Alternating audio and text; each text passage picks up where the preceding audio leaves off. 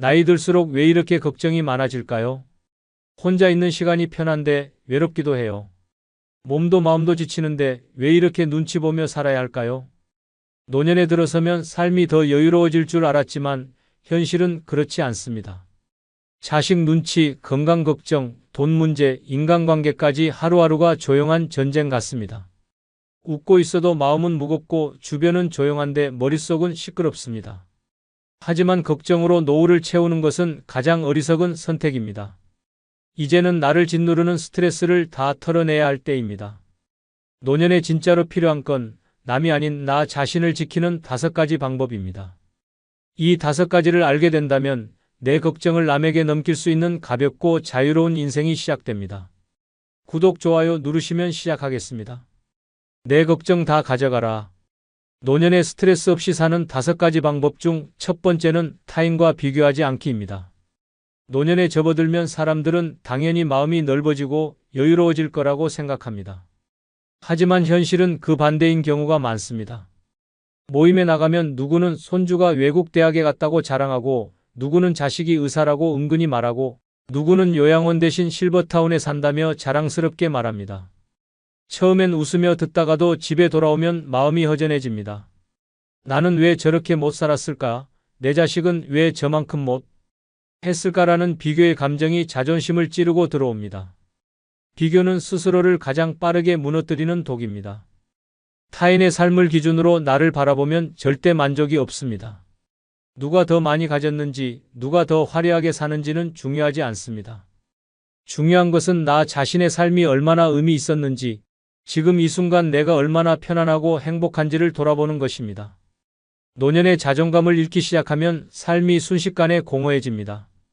자신보다 잘나 보이는 사람과 비교하며 자책하고, 괜히 자식에게 짜증을 내고 스스로를 쓸모없는 사람처럼 여기기 시작합니다.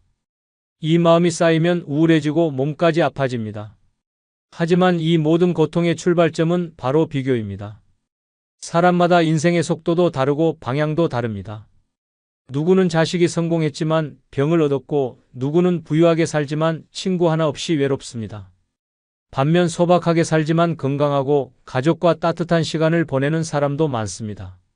겉으로 드러나는 것만 보고 비교하는 것은 마치 책의 표지만 보고 내용을 판단하는 것과 같습니다. 자존감은 내가 나를 믿는 힘입니다. 나를 부족하게 보는 시선이 있다 해도 내가 나를 사랑하면 흔들리지 않습니다. 지나온 세월 동안 열심히 살아온 나, 가족을 위해 희생해온 나, 병든 부모를 정성껏 돌본 나, 그런 삶 자체가 값지고 소중한 것입니다. 남들과 같지 않아도 남보다 조금 부족해 보여도 괜찮습니다. 그 자체로 이미 충분히 잘 살아온 인생입니다. 이씨 할아버지는 동창회에 나가는 걸 싫어했습니다. 모이면 누구는 아들이 판사고 누구는 손주가 유학 중이라고 자랑이 끊이질 않았습니다. 특히 동창 중 한 명은 항상 외제차를 끌고 와서 우리 며느리는 대기업 다녀라고 대놓고 말하곤 했습니다. 그걸 들을 때마다 마음이 답답했습니다. 이씨 할아버지의 아들은 중소기업에 다니며 겨우겨우 생계를 이어가고 있었고, 딸은 결혼 후 전업주부로 살고 있었습니다. 하루는 딸이 아빠, 왜 이렇게 요즘 힘이 없어 보여요? 라고 묻자 할아버지는 아무 말도 못하고 고개만 숙였습니다. 하지만 딸은 웃으며 말했습니다. 아빠 덕분에 우리 가족은 지금 이렇게 따뜻하게 잘 살고 있어요. 외국 안 가도 좋고 대기업 아니라도 좋아요. 우리는 지금 행복해요. 그 말을 듣는 순간 눈물이 났습니다. 그날 이후 이씨 할아버지는 마음을 바꾸었습니다. 남과 비교하지 않기로, 내 삶을 있는 그대로 받아들이기로 결심했습니다. 그때부터는 동창회에 나가도 자랑을 들어도 웃으며 넘길 수 있었습니다. 집으로 돌아와 손주랑 놀고 아내와 마주 앉아 차를 마시는 시간이 더 소중해졌습니다. 우리도 잘 살고 있어. 내가 살아온 인생도 괜찮았어. 그렇게 스스로를 인정하는 순간 오랜만에 마음이 평온해졌습니다. 타인과 비교하는 순간 나의 가치는 작아집니다. 하지만 비교를 내려놓는 순간 비로소 나의 삶이 보이기 시작합니다. 남이 가진 것 대신 내가 가진 것에 집중하면 자존감은 다시 살아납니다. 이제는 남의 자랑에 휘둘리지 마시기 바랍니다. 내 인생은 내 기준으로 충분히 빛나는 삶입니다. 내 걱정 다 가져가라. 노년에 스트레스 없이 사는 5가지 방법 중 두 번째는 실수나 실패를 너무 자책하지 않고 자신에게 관대해지기입니다. 노년의 가장 무서운 적은 외로움도 병도 아닙니다. 바로 스스로를 괴롭히는 자책입니다. 과거의 실수, 자식에게 못해준 일, 내가 했던 잘못된 선택들 이미 지나간 일인데도 밤마다 떠올라 가슴을 쥐어짜고 내가 그때 왜 그랬을까라는 생각이 머리를 떠나지 않습니다. 스스로를 용서하지 못하는 삶은 아무리 몸이 건강해도 마음이 병드는 지름길입니다. 사람은 누구나 실수합니다. 어떤 실수는 돌이킬 수 있고 어떤 실수는 영원히 안고 살아야 할 수도 있습니다. 하지만 중요한 것은 그 실수가 곧 나의 인생을 결정하지는 않는다는 사실입니다. 실수는 삶의 일부일 뿐이며 누구나 겪는 자연스러운 과정입니다. 그런데 우리는 그 사실을 외면하고 스스로를 끝없이 몰아붙이며 괴롭힙니다. 그때 조금만 더 참았더라면, 그 말을 하지 말았어야 했는데, 그 결정이 내 인생을 망쳤어? 이런 말들은 대부분 사실이 아닙니다.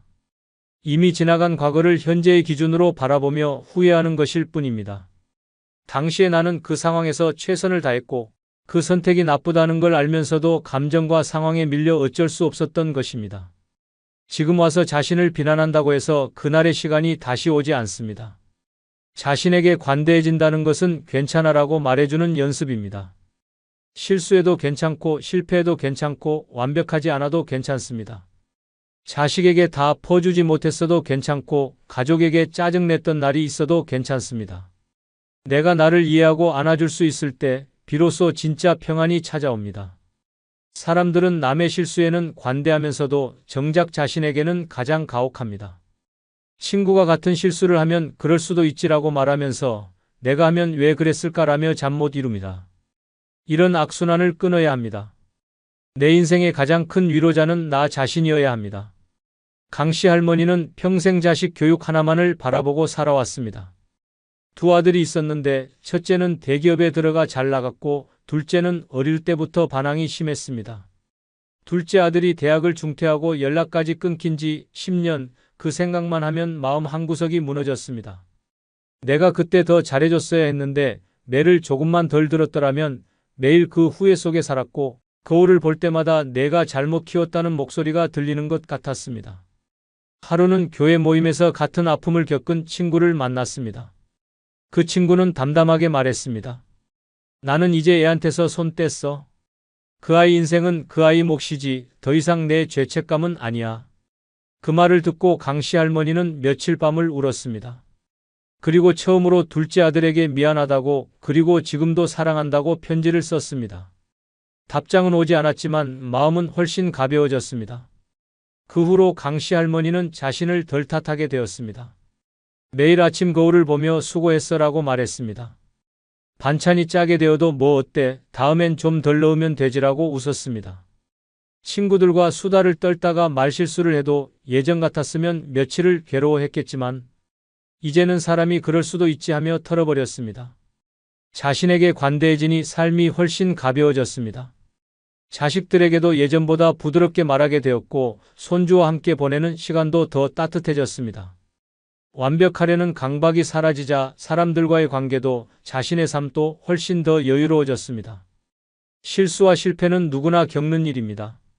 중요한 것은 그 순간을 지나고 나서 내가 나를 얼마나 따뜻하게 안아주는가입니다. 이제는 더 이상 스스로를 괴롭히지 마시기 바랍니다.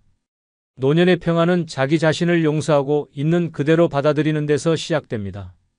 내 걱정 다 가져가라.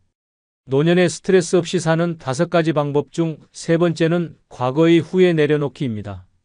노년의 마음을 가장 무겁게 만드는 것은 과거의 후회입니다. 잠깐의 말 한마디, 그때 놓쳐버린 기회, 되돌릴 수 없는 선택이 머릿속을 맴돌며 마음을 후벼팝니다. 밤잠을 설치고 한숨이 절로 나오고 문득문득 찾아오는 자책이 일상을 잠식합니다. 그러나 아무리 후회해도 과거는 바뀌지 않습니다. 더 중요한 것은 후회에 빠지는 순간 현재를 잃는다는 사실입니다. 우리는 종종 그때 그랬더라면이라는 가정 속에 빠집니다. 그때 참았더라면, 그때 용기 내서 말했더라면, 그때 그 돈을 쓰지 않았더라면 하지만 그 모든 가정은 지금의 나를 갉아먹는 그림자일 뿐입니다. 당시에 나는 분명 최선을 다했고 그 선택은 지금 이 순간까지 살아오게 한 결정이었습니다. 그때 나는 그만큼밖에 몰랐고 그만큼밖에 할 수 없었습니다. 지금의 내가 판단하는 과거는 왜곡된 기억일 뿐입니다. 후회란 독과도 같습니다. 자식에게 조금 더 해주지 못한 것, 배우자에게 더 따뜻하지 못했던 말, 친구와의 마지막 인사를 놓쳤던 일 등 모두가 지나가고 나서야 아쉬움으로 남습니다. 그러나 그 감정을 안고 살아가면 결국 내가 망가집니다. 내 잘못이라고, 내 책임이라고 생각하며 자신을 계속 비난하게 됩니다. 하지만 그런 자책은 삶을 낭비하는 일입니다. 노년은 후회보다 자유로워야 합니다. 과거는 손댈 수 없습니다. 바꿀 수 없는 과거에 머무는 대신 지금 내 앞에 놓인 하루에 집중해야 합니다. 오늘의 나, 지금 이 순간 내가 할 수 있는 일에 집중할 때 비로소 평안이 찾아옵니다. 과거를 떠올릴수록 현재는 더 희미해지고 미래는 더 두려워집니다. 후회를 덜어내야 삶이 가벼워집니다. 과거를 떠올릴 때 가장 흔하게 드는 감정은 죄책감입니다. 그 사람한테 너무했지, 그때 말을 잘못했어, 그렇게 하지 말았어야 했어 등 나 자신을 벌주듯 끝없이 자책합니다. 하지만 진짜 중요한 건 지금 내 곁에 있는 사람들과 따뜻하게 지내는 것이며 나 자신을 더 이상 고통스럽게 만들지 않는 것입니다. 오씨 할아버지는 평생 성실하게 살았습니다. 하지만 늘 마음속에 남아있는 후회 하나가 있었습니다. 젊은 시절 어렵게 모은 전 재산을 친구에게 빌려줬고 결국 그 친구는 돈을 갚지 않은 채 사라졌습니다. 그 일로 집도 날리고 자식들 교육도 제대로 시키지 못했습니다. 그 이후로 오씨 할아버지는 밤마다 후회에 잠 못 이루며 자신을 원망했습니다. 내가 그때 바보같이 속지만 않았어도 우리 가족 인생이 달라졌을 텐데 그 말이 입버릇처럼 나왔습니다. 가족들은 그런 할아버지를 안쓰럽게 바라봤습니다. 자식들은 아버지 탓 아니에요. 우리 지금 다 잘 살고 있어요. 라고 말했지만 마음은 쉽게 놓아지지 않았습니다. 어느 날 손주가 할아버지에게 할아버지, 옛날에 잘못한 거 말고 요즘 제일 재밌는 거 뭐예요? 라고 묻자 할아버지는 잠시 멈칫했습니다. 그 순간 깨달았습니다. 나는 왜 아직도 그때에만 머물러 있는 걸까? 그날 이후 오씨 할아버지는 과거의 일에 대해 말하는 횟수를 줄였습니다. 대신 손주와 함께 낚시를 가고 아내와 손잡고 산책을 다녔습니다. 내가 그 일로 모든 걸 잃은 줄 알았는데 지금 보니 아직도 내 곁엔 소중한 것들이 많구나. 그렇게 마음을 바꾸자 얼굴빛이 달라졌고 가족들과의 관계도 훨씬 부드러워졌습니다. 과거는 되돌릴 수 없습니다.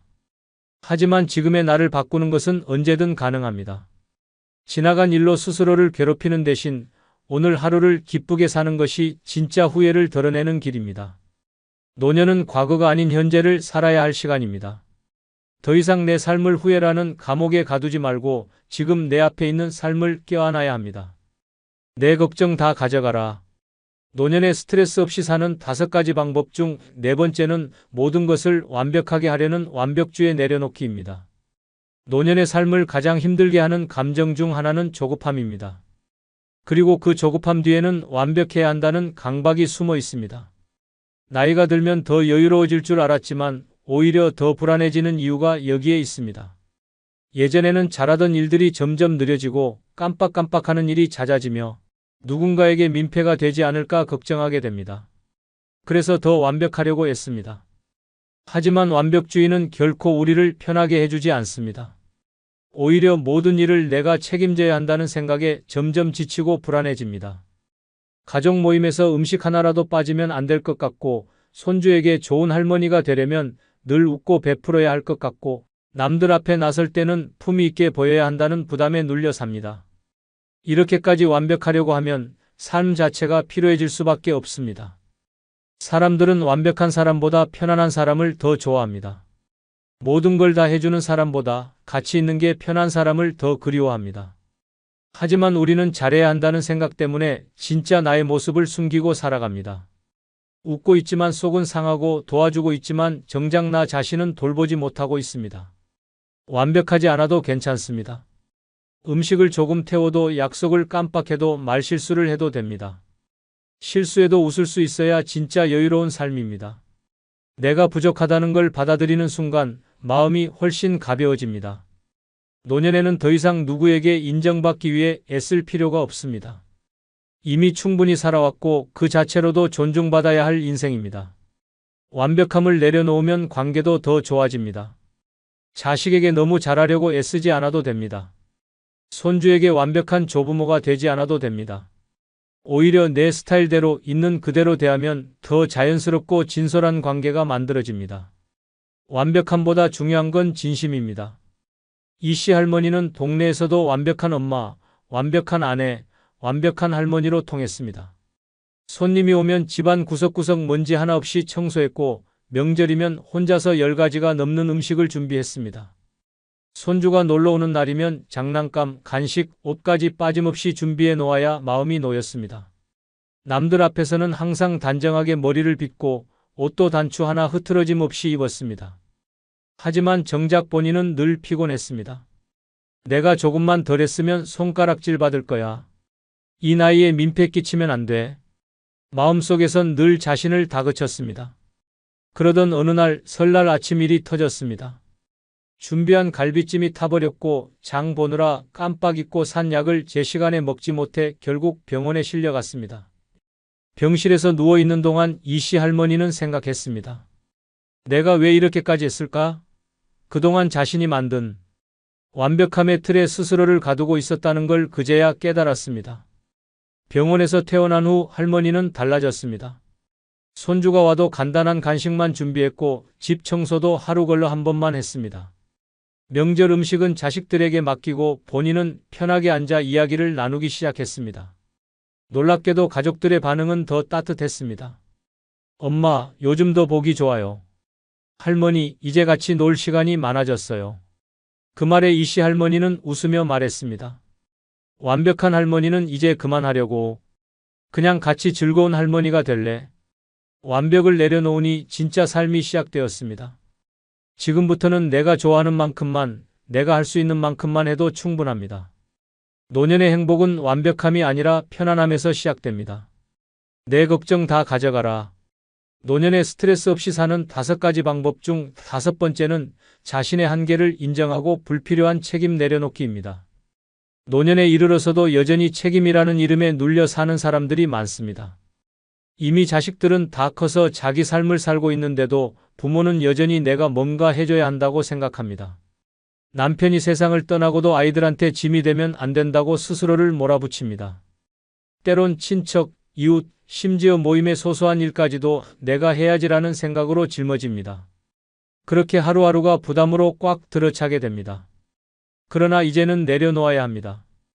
불필요한 책임이 계속 쌓이면 몸도 마음도 병이 듭니다. 한계를 넘어서서 책임지려는 순간 내가 먼저 무너지게 됩니다. 노년은 더 이상 책임지고 희생해야 할 시기가 아니라 나를 돌보고 쉬어야 할 시기입니다. 내 어깨를 짓눌렀던 책임감, 의무감, 죄책감을 이제는 가볍게 내려놓을 시간입니다. 무엇보다 중요한 것은 내 건강과 내 감정입니다. 손주 봐주는 것도, 가족 모임 챙기는 것도, 동네 일에 나서는 것도 내가 원할 때, 할 수 있을 때 하는 것이어야 합니다. 그런데 많은 노년층은 안 해주면 안 될 것 같아서라는 이유로 자신을 혹사시킵니다. 이런 생각은 나를 지키는 것이 아니라 나를 점점 무너뜨립니다. 나는 슈퍼맨이 아닙니다. 내 몸이 아프면 쉴 수 있어야 하고 마음이 지치면 멈출 수 있어야 합니다. 그러나 가족을 위해 남들 눈치 때문에 내가 해야만 한다는 압박 때문에 끙끙 앓으며 참고 살아갑니다. 결국 병원에 실려가서야 내가 너무 무리했구나를 깨닫게 됩니다. 그때는 이미 늦은 경우도 많습니다. 자식이 힘들 때, 손주가 아플 때, 가족이 문제가 생겼을 때 도와주고 싶은 마음은 당연합니다. 하지만 그 마음이 책임으로 굳어질 필요는 없습니다. 도울 수 있을 때 돕되 내 삶을 잃어버릴 만큼 헌신할 필요는 없습니다. 나를 먼저 챙겨야 남도 챙길 수 있습니다. 내 한계를 인정하고 부담은 나눌 수 있어야 진짜로 건강한 관계가 됩니다. 정씨 할머니는 73세입니다. 아들 내외가 맞벌이라 손주 둘을 매일 돌봐주고 저녁이면 아들 집 청소까지 도맡아 했습니다. 손주가 유치원에서 돌아오는 오후 3시부터 밤 10시까지 꼬박 7시간을 함께 했습니다. 반찬도 직접 만들어서 매일 들고 가고 아들이 엄마, 오늘 야근이야 라고 하면 할머니는 손주를 재우기까지 했습니다. 하루도 편하게 쉬어본 적이 없었습니다. 그러던 어느 날 허리 통증으로 병원에 갔다가 디스크 초기 진단을 받았습니다. 의사는 무리하지 말라고 했고 쉬지 않으면 수술까지 갈 수 있다고 경고했습니다. 아들에게 그 사실을 말했더니 돌아온 대답은 이랬습니다. 엄마, 미리 말하지 그랬어요. 엄마 너무 무리한 거 알았는데 괜찮다고만 하니까 그제야 정씨 할머니는 눈물이 났습니다. 본인은 가족을 위해 당연히 해야 하는 일이라 여겼지만 정작 가족들은 그렇게까지 할 거라고는 생각하지 않았던 것입니다. 그 후 정씨 할머니는 큰 결심을 했습니다. 매일 돌보던 손주 일정은 주 2회로 줄였고 청소는 며느리가 맡기로 했습니다. 처음엔 마음이 불편했지만 시간이 지날수록 몸도 마음도 훨씬 가벼워졌습니다. 정씨 할머니는 이제 자신을 위해 요가도 배우고 동네 친구들과 차 마시는 시간을 즐깁니다. 손주와 보내는 시간은 줄었지만 더 활기차고 여유 있는 할머니가 되었습니다. 내가 안 하면 안 될 줄 알았는데 아니더라는 말을 웃으며 하게 되었습니다.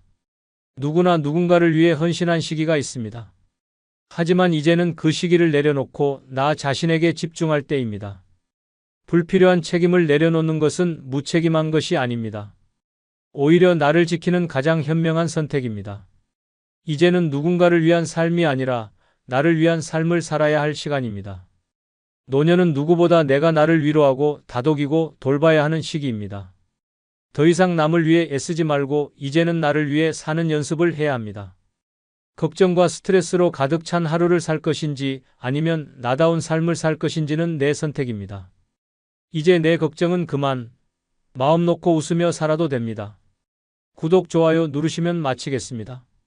감사합니다. 노년의 자식이 부모를 모시지 않을 경우 현명하게 사는 방법 중 첫 번째는 노후 자금은 반드시 내 손에 쥐고 사는 방법입니다. 이 말은 단순한 조언이 아니라 인생을 지키는 절박한 생존의 원칙입니다. 노년의 자식이 부모를 모시지 않는 현실은 더 이상 뉴스가 아니라 주변의 흔한 이야기입니다. 사랑으로 키운 자식이지만 현실 앞에선 그 사랑도 종종 외면당합니다. 부모의 희생을 당연하게 여기고 부모의 재산을 자기 몫처럼 생각하며 부모가 늙자마자 관심을 거두는 자식도 있습니다. 믿고 맡긴 재산이 오히려 부모의 설 자리를 빼앗는 잔인한 무기가 되는 경우도 적지 않습니다. 돈이 없어도 서럽지만 돈이 있어도 그 돈을 빼앗긴 채 늙어가는 건 더 끔찍한 비극입니다. 남은 노후를 기대하며 자식에게 전 재산을 넘긴 순간부터 시작되는 냉대는 상상 이상으로 많습니다. 심지어 일부 자식들은 이미 다 받았으니 이제 부모 책임도 끝났다는 식으로 행동하기도 합니다. 그런 현실 앞에서 노후 자금을 지키지 않는다는 건 스스로 삶의 밑바닥을 향해 걸어 들어가는 것과 다르지 않습니다. 노후 자금은 단순한 생활비가 아닙니다. 존엄을 지키는 수단이며 선택권을 쥐는 무기입니다. 병원에 갈 때도 요양보호인을 부를 때도 혼자 밥을 먹는 순간에도 필요한 건 바로 그 자금입니다. 자식에게 손 벌리는 순간 관계는 바뀝니다. 자식의 눈치를 보게 되고 자신이 짐처럼 느껴지기 시작합니다. 이는 자존감의 붕괴로 이어지고 결국은 삶에 대한 의지마저 꺾이게 됩니다. 누구나 자식에게 모든 걸 주고 싶은 마음이 있습니다. 하지만 그 마음보다 중요한 건 내가 내 삶의 주인으로 끝까지 살아가는 것입니다. 내 돈은 내가 쓰기 위해 있는 것이고 내 노후를 위해 모은 자산은 내가 결정하고 내가 관리해야 합니다. 죽기 전에 한 푼도 남기지 않고 써야 진짜 잘 산 것이다라는 말은 단순한 어세가 아니라 노년의 자존을 지키는 철학입니다. 돈이 있으면 선택이 생깁니다. 누군가에게 의지하지 않아도 되고 내가 원하는 방식으로 살아갈 수 있습니다. 요양병원에 갈지, 방문 간호를 받을지, 식사를 시켜 먹을지 전부 돈이 결정합니다. 그런데 그 돈을 남이 쥐고 있다면 그 결정권도 남의 몫이 됩니다. 그것은 노년이 아닌 감금입니다. 부산 기장에 사는 김영희 할머니는 올해 79세입니다. 남편과 사별한 후 외동아들과 함께 살기로 하며 집과 예금 전부를 아들 명의로 바꿔줬습니다. 아들의 부탁이었고 어차피 자기 재산이니 믿었습니다. 처음엔 잘 지냈지만 1년이 채 지나지 않아 상황이 달라졌습니다. 며느리는 대놓고 눈치를 주었고 아들은 엄마, 이제 애들 학원비도 많고 라며 생활비 지원을 거절했습니다.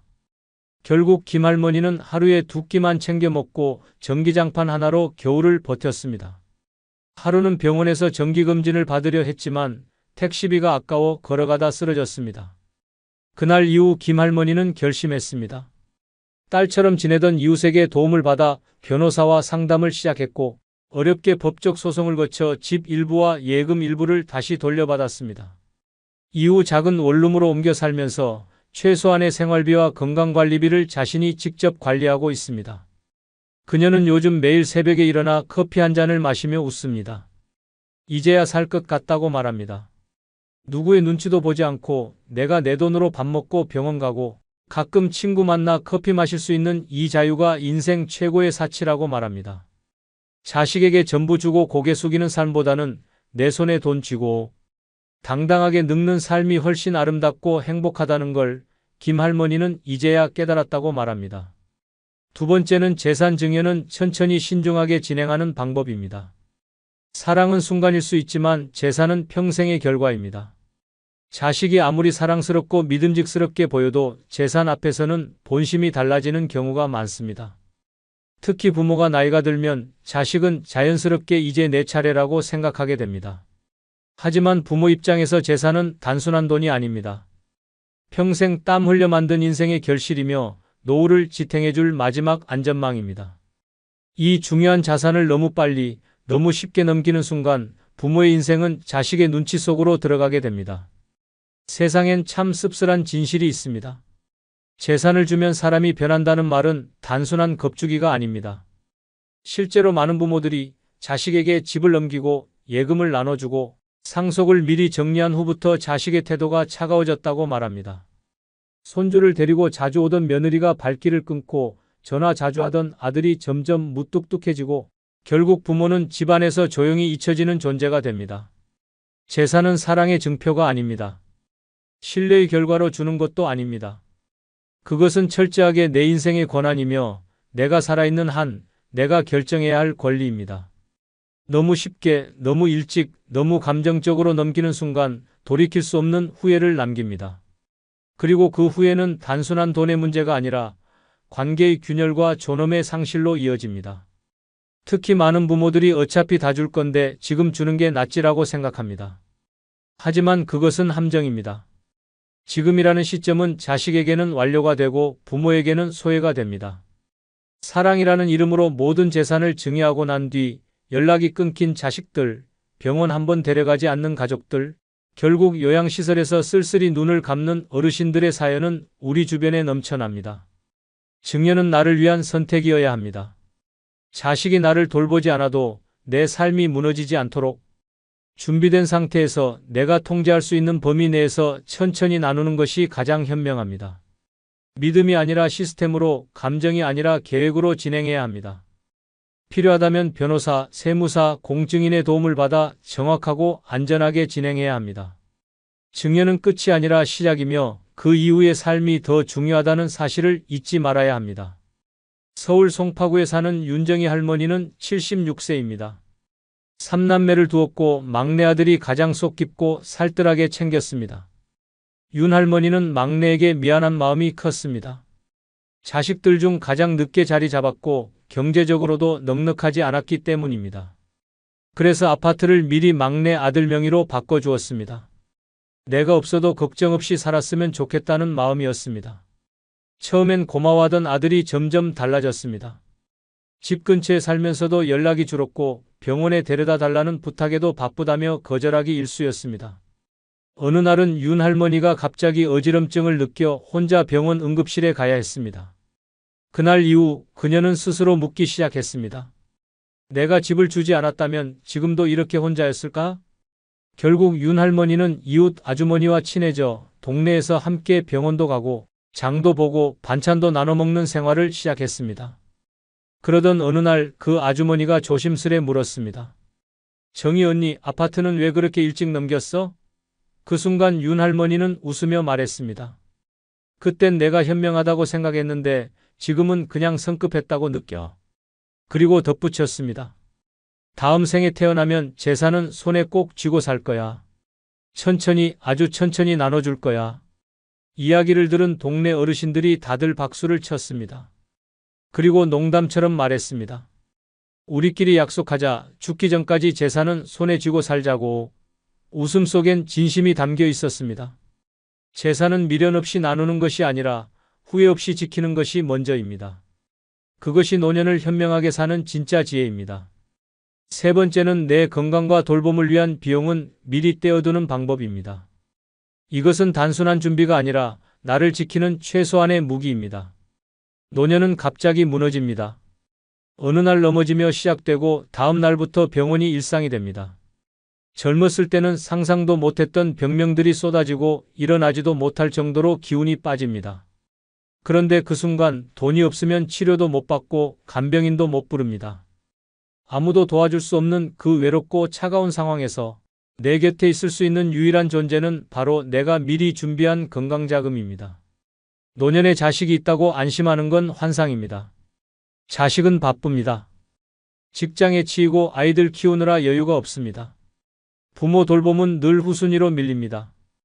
효도는 말뿐이고 현실에서는 나중에라는 말만 되풀이됩니다. 그때 병원비 한 번 나올 돈조차 없다면 당신은 누구도 부를 수 없습니다. 괜찮겠지라는 안일한 마음으로 시간을 보내다 보면 결국 누워서 후회만 남게 됩니다. 돈은 숫자가 아닙니다. 돈은 곧 선택의 자유입니다. 병원이든 요양시설이든 건강검진이든 한 번 더 나를 살릴 수 있는 결정은 결국 비용에서 나옵니다. 그런데 그 돈이 준비되어 있지 않으면 선택은커녕 굴욕만 남습니다. 누군가에게 손 벌려야 하고 자존심을 버려야 하며 심지어 무시당하는 일도 감수해야 합니다. 이는 단순한 경제 문제가 아니라 인생의 존엄에 대한 이야기입니다. 누워있는 내 옆에서 물 한 컵 떠줄 사람도 없는 상황. 돈을 미리 떼어두지 않았다면 내 몸은 고통 속에 방치됩니다.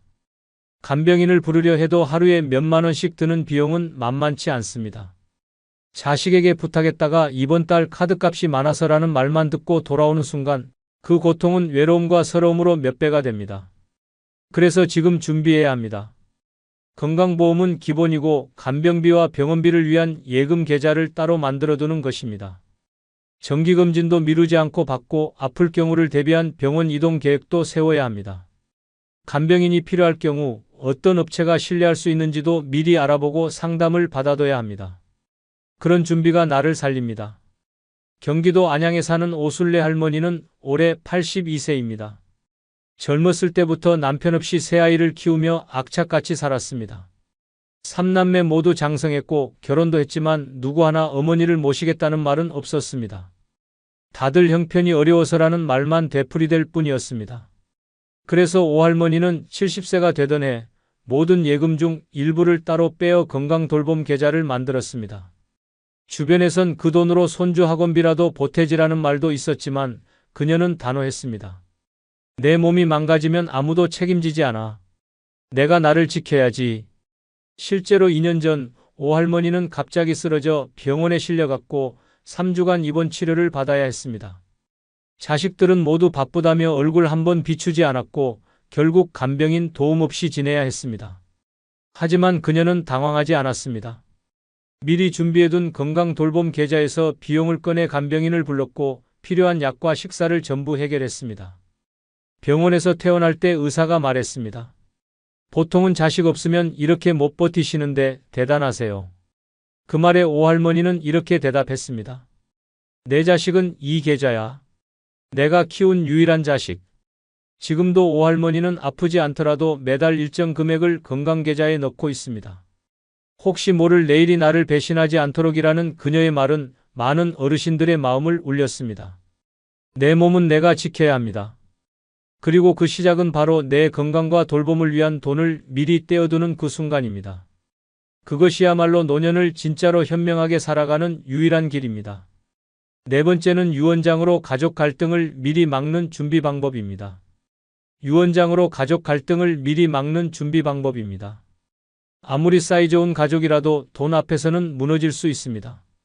특히 부모가 세상을 떠난 후 남겨진 재산을 두고 벌어지는 형제 간의 전쟁은 상상 이상으로 잔인하고 참혹합니다. 평생 우애 좋던 남매가 유산을 놓고 법정에서 서로를 고발하고 손주들 앞에서 소리 지르며 싸우는 일은 결코 드문 일이 아닙니다. 이 모든 비극은 단 하나, 유언장이 없었기 때문에 벌어지는 일입니다.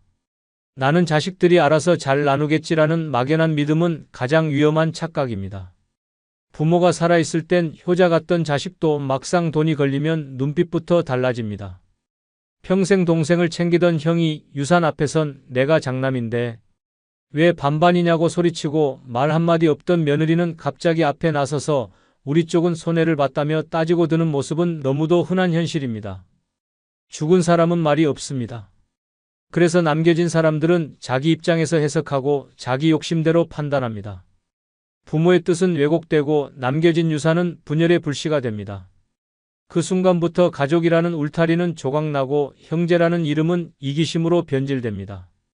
가장 평화롭게 떠나야 할 순간이 가장 치욕스러운 기억으로 남게 됩니다. 유언장은 단순한 종이가 아닙니다. 그것은 마지막으로 가족에게 남기는 지침서이며 부모의 뜻을 분명히 전달하는 강력한 수단입니다. 자식들이 다툴 이유를 원천적으로 차단하고 누가 얼마를 어떻게 받는지 명확하게 남김으로써 혼란과 갈등을 예방할 수 있습니다. 유언장은 사랑의 마무리이자 책임의 표현입니다. 특히 유언장을 작성할 때는 단순한 메모로 끝내지 말고 반드시 공증을 받는 것이 중요합니다. 전문가와 상담하여 법적 효력을 갖춘 문서로 남겨야 나중에 무효 처리되거나 분쟁이 발생하는 일을 막을 수 있습니다. 유언장은 재산 분배를 정하는 것을 넘어 가족 간의 신뢰와 존중을 지키는 마지막 방패입니다. 대전 유성구에 사는 이종숙 할머니는 올해 84세입니다. 그녀는 아파트 2채와 약간의 예금이 있었습니다. 세 자녀 모두 중산층 이상으로 겉보기엔 유산 분쟁과는 거리가 멀어 보였습니다. 하지만 할머니는 예전 이웃의 유산 싸움 이야기를 들은 후 우리 집도 예외는 아닐 수 있다는 생각이 들었다고 합니다. 그래서 그녀는 자식들에게 말도 하지 않고 변호사를 찾아갔습니다. 그리고 자신이 원하는 대로 유언장을 작성했습니다. 큰딸에겐 살던 아파트를, 둘째 아들에겐 예금을, 막내딸에겐 자신이 거주하던 작은 집을 남기기로 했습니다. 그 이유도 유언장에 적었습니다. 이 아이들은 평생 서로에게 고마워하며 살아왔고 나는 각각의 상황을 고려했다는 문장이 인상 깊게 담겼습니다. 그녀는 유언장을 공증하고 사본을 변호사 사무실에 맡겨두었습니다. 몇 년 후 그녀가 세상을 떠나고 유언장이 공개되자 자식들은 잠시 놀랐지만 곧 고개를 끄덕였습니다. 특히 평소 말이 없던 막내딸이 눈물을 흘리며 말했습니다. 엄마가 우리 다 생각하고 준비하신 거네요. 감사해요. 그날 이후 세 남매는 단 한 번도 유산 문제로 다투지 않았습니다. 오히려 유언장 덕분에 어머니의 뜻을 다시 새기며 서로에게 더 잘하려 애썼다고 합니다. 지금도 이종숙 할머니의 유언장은 동네 노인정에서 가장 현명한 마지막 선택으로 회자되고 있습니다. 유언장이 없었다면 아마 평생 남을 상처만 남았을 것입니다. 남겨진 가족이 미움이 아닌 감사로 기억할 수 있도록 유언장은 반드시 준비해야 할 노년의 지혜입니다. 5번째는 사기와 착취로부터 나를 지키는 금융 지식 갖추는 방법입니다. 사기와 착취로부터 나를 지키는 금융 지식 갖추는 방법입니다. 노년은 한평생 열심히 살아온 대가로 평온해야 하지만 현실은 그리 호락호락하지 않습니다. 요즘 사기꾼들은 어르신들의 눈물 위에 밥을 짓고 평생 모은 돈을 한순간에 가로채며 웃음을 짓습니다. 자식도 모시지 않는 세상에 믿을 사람이라고는 자신뿐입니다. 그런데 그 자신이 아무런 금융 지식 없이 살아간다면 결국 가장 약한 고리가 되어버립니다. 어르신들을 노리는 금융 사기는 해마다 정교해지고 있습니다. 전화로, 문자로, 심지어 직접 집을 찾아와 감언이설로 속입니다. 국민연금이 더 나올 수 있다. 정부 지원을 받을 수 있다. 자식에게 부담 주지 않게 장례비를 미리 준비하라는 말로 접근해 통장 비밀번호를 받아내거나 이름도 처음 들어보는 상품에 수천만 원을 투자하게 만드는 일이 비일비재합니다. 더 충격적인 건 이 모든 일이 자식의 무관심 속에서 벌어진다는 사실입니다.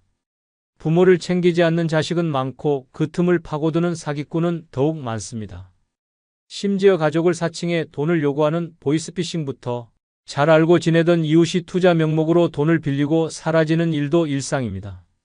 한 번 속으면 모든 걸 잃고 그 뒤에는 오직 후회와 눈물만 남습니다. 노년에는 철저하게 방어적인 금융 태도가 필요합니다. 모르는 전화는 받지 않고 통장은 한 개로 단순하게 관리하며 예금과 재산은 꼭 본인 명의로 분산해둬야 합니다. 절대로 비밀번호나 통장 정보를 다른 사람에게 알려줘서는 안 됩니다. 인터넷 사용이 익숙하지 않더라도 최소한의 금융 문자 알림은 반드시 설정해야 합니다. 또한 정기적으로 금융 상담을 받을 수 있는 복지기관이나 은행의 무료 상담, 창구를 활용하는 것도 좋은 방법입니다. 가장 중요한 건 돈을 지키는 것도 결국은 정보 싸움이라는 사실입니다. 모르면 당하고 알면 피할 수 있습니다.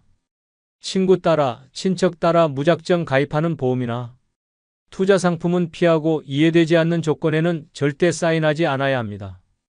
아깝다고 생각하지 말고 작은 돈이라도 전문가와 상의하는 습관을 가져야 합니다. 노년의 돈은 생존이고 자존이고 마지막 자부심입니다. 그걸 남의 손에 쉽게 맡겨서는 안 됩니다. 전북 전주에 사는 김남희 할머니는 78세입니다. 그녀는 한때 친구 소개로 노후 보장형 황금 투자라는 말에 혹해 5천만 원을 한 회사에 투자했습니다. 친구는 매달 수익이 나온다며 할머니를 설득했고 친절한 직원은 정장을 차려입고 집까지 찾아와 서류를 챙겨갔습니다. 처음 2달은 이자처럼 소액이 입금되었지만 그 이후로는 연락이 끊기고 사무실은 텅 비어 있었습니다.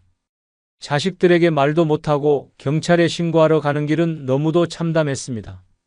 내가 이렇게 무지했구나라는 생각에 자책만 쌓였습니다. 그러나 그 후 김할머니는 달라졌습니다. 구청에서 하는 금융교육 프로그램에 빠지지 않고 참여했고 스마트폰 뱅킹도 배웠습니다. 문자로 오는 보이스피싱도 직접 신고하고 이젠 주변 어르신들에게도 조심하라고 조언하는 노인 금융지킴이가 되었습니다. 어느 날 시장에서 만난 또래 아주머니가 이런 투자 하나 들어보자고 했을 때 김할머니는 단호하게 말했습니다. 난 내 돈, 이젠 내 손에만 있어. 세상에 공짜는 없고 투자보다 소중한 건 내 평온이야. 그 말에 아주머니는 고개를 끄덕이며 돌아갔고 김할머니는 속으로 이렇게 외쳤습니다. 이젠 나도 당하지 않아. 내가 나를 지킬 거야. 이처럼 금융 지식은 돈을 지키는 것이 아니라 인생을 지키는 무기입니다. 자식이 나를 모시지 않더라도 나는 내 지식으로 내 돈과 내 삶을 지킬 수 있어야 합니다. 그것이야말로 진짜 현명한 노년의 시작입니다. 끝까지 시청해 주셔서 감사합니다. 노인 자식이 노인 부모를 간병하는 장수시대. 곱게 늙는 방법 중 첫 번째는 외우기 훈련으로 기억력을 유지하는 뇌자극 활동입니다. 외우기 훈련으로 기억력을 유지하는 뇌자극 활동입니다. 지금 우리는 믿기 어려운 시대를 살고 있습니다. 자식이 늙고 부모가 더 늙은 시대입니다. 문제는 나이 든 자식이 먼저 치매에 걸리는 일조차 낯설지 않다는 현실입니다. 어느새 70세 자식이 95세 부모의 기저귀를 갈고 정신 잃은 아들의 배변을 받아내며 눈물을 훔치는 부모의 이야기가 뉴스 한 켠에 조용히 실립니다. 이것이 바로 100세 시대의 잔혹한 민낯입니다. 치매는 나이만 먹는다고 오는 것이 아닙니다.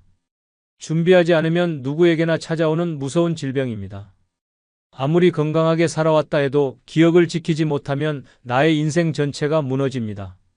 사람의 얼굴을 잊고 밥을 먹었는지도 기억하지 못하고 자신의 이름조차 잊는다는 것은 단순한 불편함이 아니라 존재의 상실입니다. 그보다 더 끔찍한 건 내가 사랑하는 사람의 얼굴을 알아보지 못하는 순간입니다. 그 시작은 단순한 깜빡임에서 옵니다. 약속 시간을 잊고 냉장고에 휴대폰을 넣고 말을 하다가 단어가 생각나지 않는 그런 사소함들이 쌓여갑니다. 그러다 어느 날 완전히 낯선 표정으로 자식의 이름을 묻는 날이 오게 됩니다. 그리고 그날이 온 이후로는 되돌릴 수 없습니다. 그 끔찍한 미래를 피할 수 있는 단 하나의 방법은 지금입니다. 뇌를 자극하고 기억을 훈련하는 작은 습관들이 그 미래를 막는 유일한 무기입니다. 외우기 훈련은 치매 예방에 가장 기본적이지만 강력한 방법입니다. 매일 짧은 시나 글귀를 외우는 1, 전화번호 하나를 기억해보는 1, 어제 만난 사람의 이름을 기억하려 애쓰는 1, 이 모든 게 뇌를 살리는 훈련입니다. 처음엔 귀찮고 힘들 수 있습니다. 하지만 그 반복이 쌓이면 뇌는 점점 활력을 찾습니다. 뇌는 자극을 줄수록 살아납니다. 사용하지 않으면 죽고 사용하면 다시 깨어나는 것이 바로 뇌입니다. 외우기 훈련은 단지 암기하는 과정이 아닙니다. 뇌 속의 회로를 되살리고 기억의 저수지를 깊게 만들며 사고력을 유지시켜주는 생존 전략입니다. 오늘 외운 짧은 시 한 줄이 내일의 자존감을 지키고 모레의 인격을 지켜주며 언젠가 올 외로움 속에서 나를 붙잡아줄 마지막 줄기가 됩니다. 전남 목포에 사는 93세 정일순 할머니는 아직도 아침마다 손글씨로 시 한 편을 적고 외웁니다. 그녀의 아들 김석진 씨는 올해 71세입니다. 공무원으로 정년 퇴직하고 손자까지 본 어른입니다. 그런데 몇 년 전부터 김 씨는 기억의 혼란을 겪기 시작했습니다. 처음에는 말끝을 흐리더니 점점 사람 이름을 헷갈리고 결국 며느리 이름조차 헷갈리기 시작했습니다. 병원에서는 조기 치매 판정을 내렸습니다. 그런데 더 놀라운 건 그를 간병하게 된 사람이 바로 93세의 어머니였습니다. 정할머니는 아들의 대소변을 받아내고 밤마다 너 누구야라고 묻는 아들의 질문에 눈물로 대답합니다. 나는 내 엄마야, 너 낳은 엄마야. 그 모습을 본 이웃들은 말합니다. 부모가 자식을 지키는 건 평생이구나. 정할머니는 이렇게 말합니다. 내가 안 무너질 수 있었던 건 매일 외우고 적고 읽은 덕분이야. 나도 늙었지만 내 정신은 아직 내가 지켜야 하거든. 그녀는 지금도 매일 청산리 벽계수야 수의감을 자랑말하로 시작하는 시를 외우며 뇌의 힘줄을 다시 묶습니다. 치매라는 괴물 앞에서 외우는 힘 하나로 자신의 정신을 지키고 치매에 걸린 아들을 지켜내고 있습니다. 곱게 늙는다는 건 얼굴이 예쁘고 주름이 적은 것이 아닙니다. 기억을 지키고 정신을 지키며 마지막까지 나답게 사는 것입니다. 외우기 훈련은 작지만 위대한 노년의 방패입니다. 오늘 외운 시 한 줄이 내일 당신의 이름을 지켜줄 것입니다. 곱게 늙는 방법. 두 번째는 신선한 채소와 과일을 꾸준히 섭취하는 식단입니다. 신선한 채소와 과일을 꾸준히 섭취하는 식단입니다. 늙어서도 건강하게 사는 비결은 멀리 있지 않습니다. 병원 문턱을 줄이고 약 봉지를 줄이는 가장 확실한 방법은 매일 접하는 밥상에 있습니다.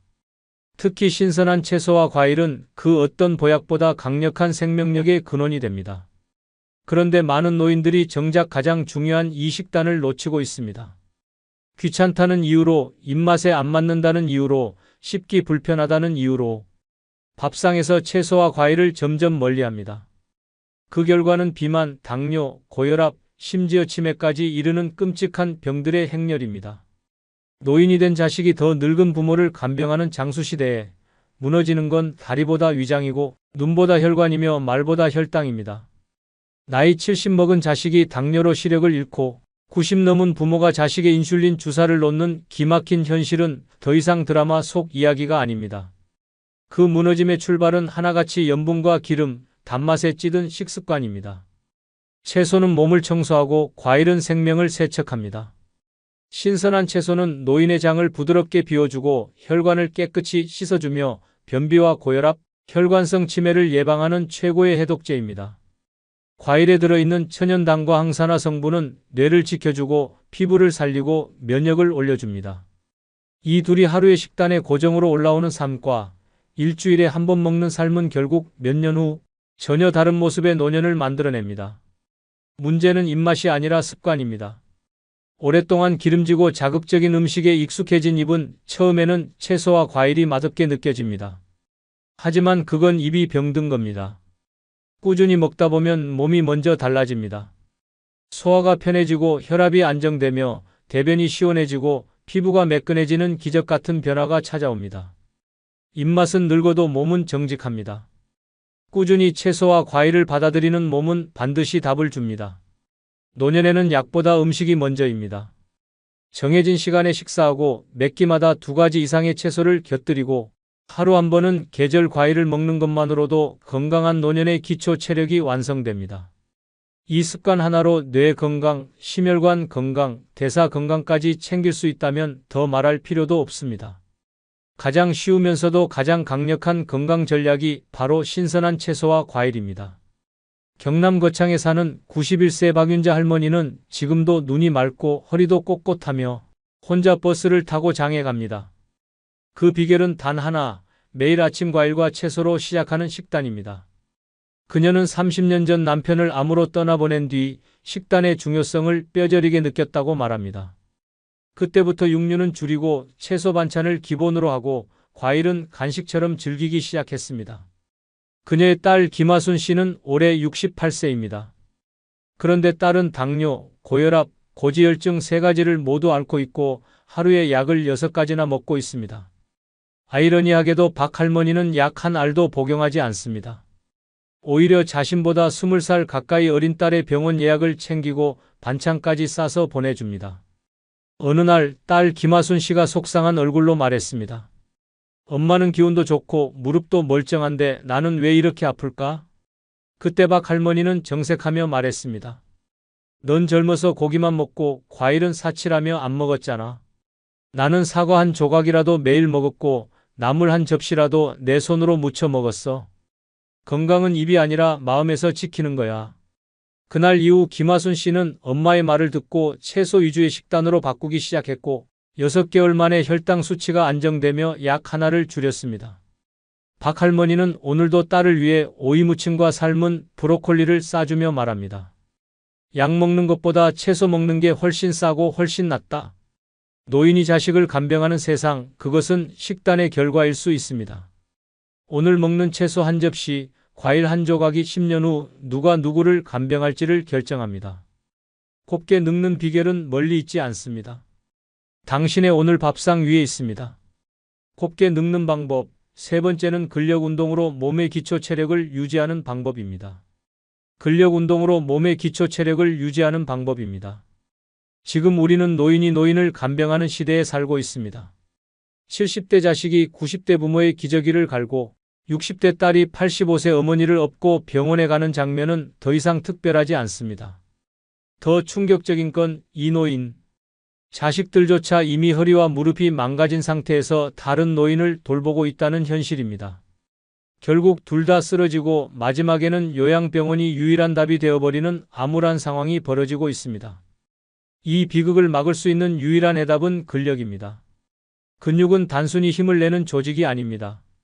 근육은 노년을 버티는 생명선입니다. 근육이 있는 노인은 혼자 일어나고 혼자 걷고 혼자 밥을 해 먹을 수 있습니다. 하지만 근육이 사라진 노인은 혼자 화장실도 못 가고 누군가의 도움 없이는 일상생활이 불가능해집니다. 문제는 40대 이후 매년 1%씩 근육량이 감소한다는 사실입니다. 70세가 되면 절반 가까운 근육이 사라져 있고 이미 몸은 넘어지기 직전까지 약해져 있습니다.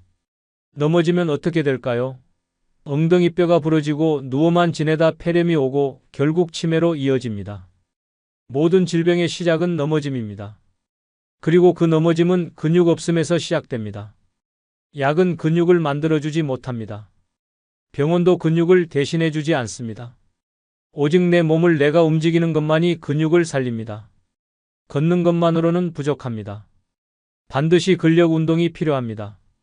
근력 운동은 헬스장에 가지 않아도 됩니다. 벽을 짚고 스쿼트하기, 앉았다 일어나기, 계단 오르기, 물통 들기 같은 일상 속 간단한 동작만으로도 충분합니다.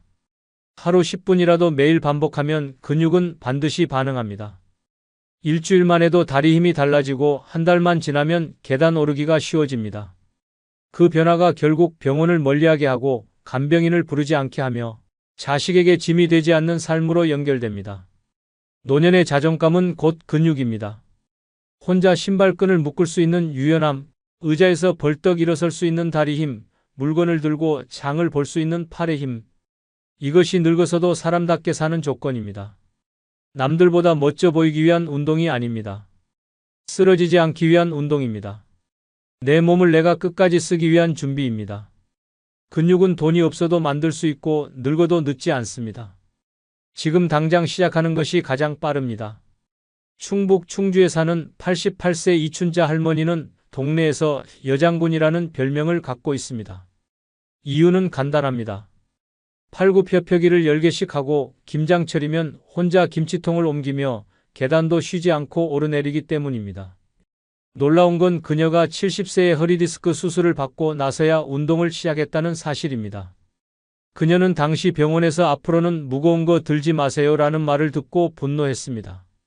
내가 내 손으로 평생 가족 먹여 살렸는데 이젠 뭘 못 들고 산단 말이냐는 생각에 바로 다음 날부터 공원 철봉을 잡기 시작했습니다. 처음엔 팔이 덜덜 떨리고 무릎이 후들거렸지만 포기하지 않고 매일 5분씩 10분씩 시간을 늘렸습니다.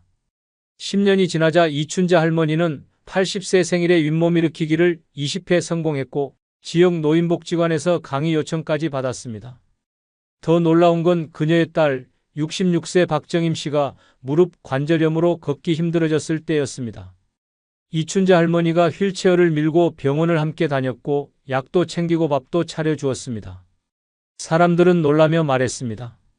엄마가 딸 간병하는 세상이라더니 이건 진짜네요. 이춘자 할머니는 이렇게 말합니다. 나는 아프기 싫어서 운동했어. 근데 그게 내 자식을 도울 힘이 될 줄은 몰랐지. 늙어서도 자식 위해 할 수 있는 게 있다는 게 얼마나 기분 좋은지 몰라. 지금도 그녀는 매일 새벽 공원에서 스쿼트를 30개씩 하며 하루를 엽니다. 근력은 노년의 생명줄입니다. 건강한 노후는 복지 제도보다, 의사보다 먼저 내 몸을 움직이는 데서 시작됩니다. 내 몸은 내 근육이 지켜야 합니다. 그리고 그 근육은 오늘 지금 앉았다 일어나는 그 한 번의 결심에서 만들어집니다. 곱게 늙는 방법. 네 번째는 웃음을 자주 짓는 긍정적인 마음가짐입니다. 웃음을 자주 짓는 긍정적인 마음가짐입니다. 노인이 노인을 간병하는 기막힌 장수시대, 그 안에서 살아남기 위한 가장 강력한 무기는 웃음입니다. 웃음은 단순한 표정이 아니라 생존을 위한 태도입니다. 우울한 표정으로 하루를 시작하면 몸은 뇌에 경고 신호를 보냅니다. 활력은 사라지고 면역은 떨어지며 근육도 기억력도 줄줄이 무너져 내립니다. 반대로 아침에 미소 한 번 짓는 것만으로도 뇌는 행복 호르몬을 분비하고 심장은 안정되고 장기들은 부드럽게 작동하기 시작합니다. 의학적으로도 웃음은 내장 마사지라고 불릴 정도로 전신 건강에 효과적입니다. 혈압이 안정되고 스트레스 호르몬이 줄어들며 우울증 예방에 탁월합니다. 그런데도 많은 노인들이 웃음을 잊고 삽니다. 나이 들수록 친구는 줄고 몸은 아프고 자식은 바쁘고 세상은 낯설어지며 입꼬리는 자연스레 내려갑니다. 그렇게 굳어버린 얼굴은 몸뿐 아니라 마음까지 병들게 합니다. 더 무서운 건 웃음을 잃은 얼굴로 하루를 보내는 시간이 쌓이면 뇌는 나는 불행하다고 착각하기 시작합니다. 치매 발병률은 높아지고 작은 통증에도 더 민감해지며 삶 자체가 무거워집니다. 반면 웃음을 자주 짓는 노인은 뇌회로가 더 많이 연결되어 뇌세포가 오래 살아남습니다.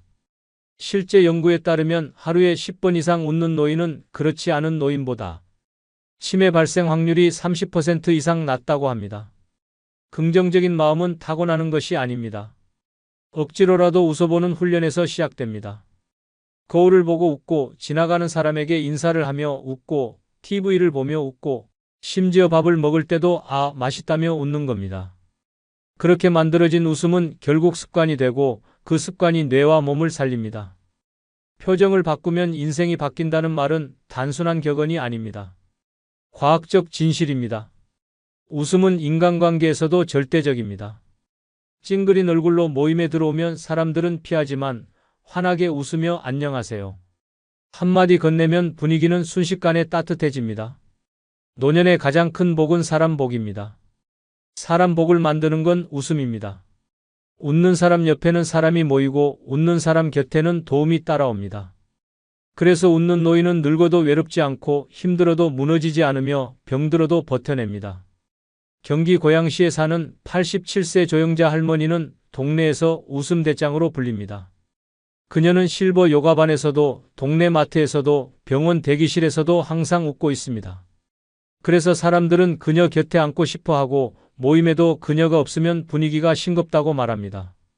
놀라운 건 그녀의 아들 김춘석 씨가 68세에 조기 치매 판정을 받았다는 사실입니다. 자식보다 더 오래, 더 건강하게 살아있는 현실에 조 할머니는 충격을 받았지만 그 순간에도 웃음을 놓지 않았습니다.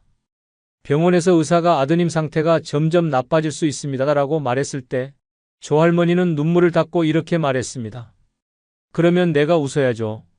내가 울면 아들도 무너지잖아요. 그녀는 지금도 아들의 이름을 매일 5번씩 크게 부릅니다. 춘서가 오늘 날씨 좋다 웃자 그렇게 말하면서 아들에게 억지로라도 입꼬리를 올려주고 손을 잡고 깔깔 웃으며 TV를 봅니다. 그 덕분인지 김 씨는 치매 진행이 느려졌고 아직도 어머니를 정확히 기억하며 우리 엄마는 참 웃기는 여자야라고 농담을 합니다. 동네 사람들은 조 할머니에게 비결이 뭐냐고 묻습니다. 그녀는 단호하게 말합니다. 비결? 그냥 웃어요. 웃으면 내가 살고 웃으면 자식도 살고 웃으면 병도 도망가요. 그렇게 말하며 또 호 웃는 그 얼굴은 주름 하나하나가 빛나 보입니다. 늙어도 곱게 늙는 사람은 웃는 사람입니다. 기운이 없을수록 웃어야 하고 아플수록 웃어야 하며 외로울수록 더 웃어야 합니다. 웃음은 얼굴의 화장이 아니라 인생의 생명줄입니다. 오늘도 거울 앞에서 웃어보는 그 3초가 내일을 살리는 힘이 됩니다. 곱게 늙는 방법. 5번째는 음악을 듣고 따라 부르는 뇌 활성화 습관입니다. 음악을 듣고 따라 부르는 뇌 활성화 습관입니다. 지금 우리는 노인이 노인을 간병하는 시대를 살고 있습니다. 자식이 70이고 부모가 95인 시대, 그 중에서도 자식이 먼저 치매에 걸려 부모가 간병하는 기막힌 현실이 더 이상 드문 이야기가 아닙니다. 누구나 그렇게 늙어갈 수 있고 누구든 그렇게 무너질 수 있는 시대입니다. 이런 시대에서 뇌를 살리는 가장 쉽고 확실한 방법 중 하나는 바로 음악입니다. 특히 음악을 듣고 따라 부르는 습관은 뇌세포를 자극하고 기억 회로를 되살리는 두뇌 생명줄입니다. 음악은 단순히 귀를 즐겁게 하는 것이 아닙니다. 음악을 듣는 순간 뇌는 감각과 감정, 기억과 언어를 동시에 사용합니다. 이때 따라 부르면 언어 영역이 활성화되고 가사를 기억하려는 과정에서 해마가 작동하며 멜로디와 리듬을 익히는 과정에서 좌우뇌가 동시에 자극됩니다. 이처럼 음악을 듣고 따라 부르는 활동은 두뇌 전체를 깨우는 고도의 인지 활동입니다. 무서운 사실은 뇌는 사용하지 않으면 빠르게 썩는다는 점입니다. 3일간 말 한마디 안 하고 일주일간 감정을 표현하지 않으면 뇌는 점점 멈추는 법을 배우게 됩니다. 그렇게 굳어버린 뇌는 아무리 약을 써도 살아나기 힘듭니다. 하지만 음악은 그런 뇌를 다시 움직이게 만드는 기적의 도구입니다.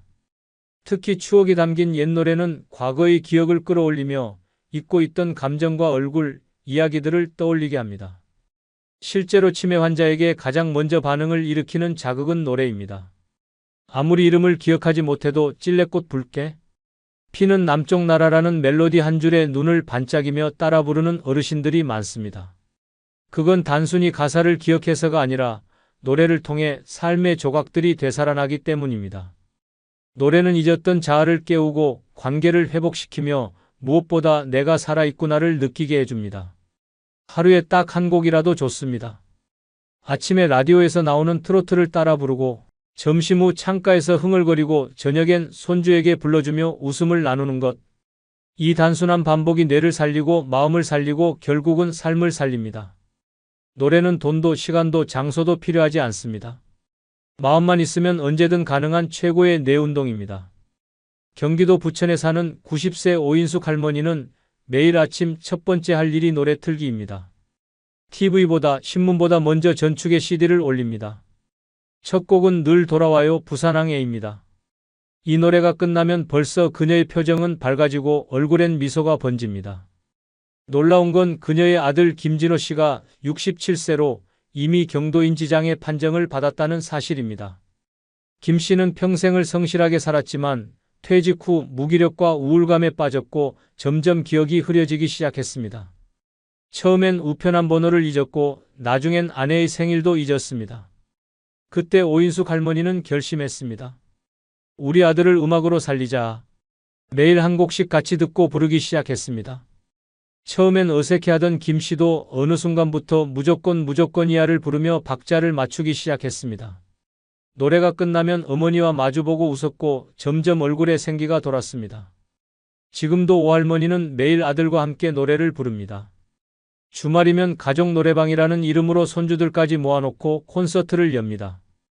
그때마다 김 씨는 정확한 가사보다 더 또렷한 눈빛으로 노래를 따라 부릅니다. 저 푸른 초원 위에 그림 같은 집을 짓고를 부를 때 오할머니는 눈물이 납니다. 아직 우리 아들은 살아있어요. 노래는 뇌를 살리고 관계를 살리고 결국 가족을 살립니다. 늙어도 곱게 늙는 사람은 흥얼거릴 수 있는 사람입니다. 노래는 나를 잊지 않게 만드는 최고의 약이고 가장 즐거운 운동입니다. 오늘 한 곡, 그 한 줄의 멜로디가 내일의 나를 지켜줄 힘이 됩니다. 왜 갑자기 성격이 달라지셨어요? 이제는 너무 자기중심적인 거 아니에요? 예전엔 참 따뜻하셨는데. 이런 말에 흔들릴 필요 없습니다. 나를 먼저 챙긴다고 나쁜 게 아닙니다. 평생 양보하며 살아왔지만 늙어서까지 희생만 하는 인생은 비극입니다. 내 감정, 내 건강, 내 인생을 지켜야 당당한 노년을 살 수 있습니다. 이번 영상은 늙어서는 이기적으로 살아야 행복한 5가지 이유를 말씀드리겠습니다. 구독, 좋아요 누르시면 시작하겠습니다. 늙어서는 이기적으로 살아야 행복한 이유 첫 번째는 하고 싶은 말을 못하면 억울함이 쌓이기 때문입니다. 평생을 참고 살았습니다. 남 눈치 보고 가족 눈치 보고 괜히 말 꺼냈다가 분위기 흐릴까봐 입을 다물었습니다. 그런데 그 조용한 인내의 끝은 고요한 분노, 울분, 그리고 말 못할 병으로 되돌아왔습니다. 하고 싶은 말을 마음속에만 쌓아두면 그것은 절대 사라지지 않습니다. 그 감정은 몸 안에서 답답함으로, 두통으로, 가슴 통증으로, 고혈압으로 변해갑니다. 말 한마디 못한 억울함이 쌓이고 또 쌓이면 결국 자신을 무너뜨리는 가장 강력한 독이 됩니다. 특히 가족 안에서 참는 일은 더 치명적입니다. 며느리가 예의 없이 행동해도, 손주가 무례한 말을 해도, 자식이 마음을 몰라줘도 괜히 어색해질까봐, 나이든 내가 예민한 걸까봐 스스로만 자꾸 참고 넘깁니다. 그러나 그 순간 상대는 오히려 이렇게 생각합니다. 아무 말 없는 걸 보니 괜찮은가 보다. 원래 저분은 이해심이 많으시니까? 그 순간부터 당신은 의견 없는 사람, 말 안 해도 되는 사람, 당해도 조용히 넘기는 사람이 되어갑니다. 하지만 참는다고 모두가 고마워하지는 않습니다. 오히려 그 침묵은 당연함과 무시로 돌아오고 당신의 존재는 점점 희미해집니다. 존중은 표현에서 나옵니다. 당신의 말 한마디가 있어야 비로소 사람들은 당신의 감정을 인식하고 존재를 다시 바라보게 됩니다. 억울한데 말하지 않으면 평생 억울한 채로 늙어갑니다. 감정은 표현하지 않으면 썩고 썩은 감정은 마음을 병들게 하고 병든 마음은 몸까지 무너뜨립니다. 그러다 어느 날 아무도 당신의 마음을 이해하지 못한 채 왜 그동안 말 안 하셨어요? 라는 뒷북 위로만 던집니다. 나이 들어 하고 싶은 말조차 못하면 남는 건 후회뿐입니다. 그 한마디가 나를 살리는 생존의 소리입니다. 이제는 참는 것이 미덕이 아닙니다. 감정을 정확히 전달하고 내 입장을 표현하며 내 감정을 보호하는 것이야말로 진짜 품이 있는 노년의 태도입니다. 이 말 못한 억울함으로 고통을 겪었던 실제 사례가 있습니다. 충북 제천에 사는 76세 정미자 할머니는 평생을 그래, 괜찮다는 말로 살아오신 분입니다. 자식들이 무심하게 굴어도 며느리가 무례해도 그럴 수도 있지 하며 넘겼습니다. 그러던 어느 날 손주가 명절 아침에 할머니 음식 별로 안 좋아요라는 말을 던졌고 모두가 웃으며 넘겼지만 정할머니는 그날 밤 혼자 화장실에서 소리 없이 울었습니다. 다음 날 딸이 이유를 묻자 할머니는 처음으로 속마음을 꺼냈습니다. 한마디라도 서운하다고 말했으면 이렇게 속이 썩진 않았을 거야. 그 말을 듣고 가족들은 큰 충격을 받았고 그 후로 할머니의 말에 귀 기울이기 시작했습니다. 지금은 정할머니도 더 이상 참지 않습니다. 그건 좀 서운하네. 이건 다음엔 바꿨으면 좋겠어. 그 한마디가 관계를 바꾸고 존중을 불러왔습니다. 참는다고 평화가 오지 않습니다. 말해야 관계가 살아납니다. 지금 당신이 해야 할 말, 그게 바로 당신을 살리는 가장 강력한 힘입니다. 늙어서는 이기적으로 살아야 행복한 이유 두 번째는 좋은 사람만 하려다 평생 이용당하기 때문입니다. 늙어서는 이기적으로 살아야 행복한 이유 중 하나는 좋은 사람만 하려다 평생 이용당하기 때문입니다. 평생을 착하게 살았습니다. 누구 부탁도 거절 못하고 힘들어도 괜찮다고 웃고 내 것을 나눠주며 살았습니다. 그런데 돌아보면 남는 건 좋은 사람이라는 애매한 명찰 하나뿐입니다. 정작 나는 맨날 뒷전이고 내 마음 알아주는 사람 하나 없다는 외로움만 남았습니다. 사람들은 착한 사람에게 더 많은 것을 요구합니다. 부탁 좀 할게요. 이번 한 번만요. 그 정도는 해주시잖아요. 처음엔 고마움이라도 표현하지만 시간이 지나면 그것도 사라지고 당연한 노동, 의무, 책임으로 바뀌어갑니다. 좋은 사람 코스프레를 오래 하면 무서운 일이 벌어집니다. 당신의 희생이 당연해지고 당신의 고통이 무시되며 당신의 감정은 사라집니다. 아무리 착해도 아무리 참아도 결국 남은 건 헐값에 취급당한 인생의 찌꺼기뿐입니다. 특히 나이 든 후에도 계속 좋은 사람 하려는 사람은 자식들에게도 가족들에게도 이웃들에게도 끝없는 이용 대상으로 전락합니다. 도와줬는데 연락 한 통 없고 줬는데 감사도 없고 챙겨줬는데 오히려 왜 이제야? 라는 소리까지 듣게 됩니다. 착한 사람은 사람들에게 안전한 대상, 부담 없는 소비재가 됩니다. 내 시간이, 내 체력이, 내 돈이, 내 감정이 슬그머니 빼앗기고 내 존재는 조용히 지워져 갑니다. 그렇게 이용당하고도 괜찮다며 웃는 그 표정이 결국 당신의 삶을 초라하게 만듭니다. 이기적으로 산다는 건 무례하게 산다는 게 아닙니다. 그것은 내 시간, 내 감정, 내 건강을 지키기 위한 당연한 선택입니다. 나는 오늘 이거 하기 싫어요. 이건 제 인생이니까 제가 결정할게요. 그 부탁은 어려워요. 이 단순한 말 하나가 당신을 이용당하는 인생에서 벗어나게 해주는 강력한 방패입니다. 나이가 들수록 거절은 선택이 아니라 생존입니다. 내 노후를 망치는 가장 빠른 길은 계속해서 좋은 사람인 척하며 이용당하는 삶을 사는 것입니다. 이제는 좋은 사람이 아니라 존중받는 사람, 필요할 때 단호한 사람, 자기 권리를 아는 사람으로 살아야 합니다. 그래야 늙어서도 내 자리를 지키고 내 삶의 중심에서 행복을 누릴 수 있습니다. 이 말에 대한 실제 사례가 있습니다. 경기도 성남에 사는 75세 이영자 할머니는 동네에서 유명한 좋은 이웃이었습니다. 김치 담그면 나눠주고 집안일 부탁하면 싫은 소리 없이 해주고 심지어 며느리까지도 우리 엄마는 진짜 천사예요 라며 입버릇처럼 말하곤 했습니다. 하지만 천사라 불리던 할머니는 점점 허리 통증, 손목 통증, 심한 우울감에 시달렸습니다. 아무도 알아주지 않고 고마운 말 하나 없는 상황이 반복되자 마음속 분노가 쌓였고 어느 날 자식에게 소리치듯 말했습니다. 너희는 내가 해주는 게 당연하지? 나 사람 아니야? 나도 이제 못해. 하기 싫어. 그날 이후 자식은 깜짝 놀랐고 며느리도 눈물을 흘리며 죄송해요. 어머니가 힘드신 줄 몰랐어요 라고 말했습니다. 이영자 할머니는 그날 이후 모든 걸 바꿨습니다. 집안일 부탁도 안 돼. 음식 부탁도 힘들어. 손자 부탁도 이제는 못 봐라고 말하며 거절하기 시작했습니다. 놀랍게도 가족들은 더 존중해 주었고 이웃도 어르신도 쉬셔야죠 라고 먼저 배려해 주기 시작했습니다. 이 할머니는 웃으며 말했습니다. 좋은 사람 하다 병날 뻔했어. 이젠 딱 필요한 만큼만, 내 기분 좋은 만큼만 챙겨줄 거야. 착한 척하다 인생 잃지 마십시오. 진짜 행복한 노년은 남에게 좋은 사람 아닌 나에게 솔직한 사람으로 살아가는 것에서 시작됩니다. 당신을 희생시키는 좋은 사람 타이틀은 이제 벗어도 됩니다.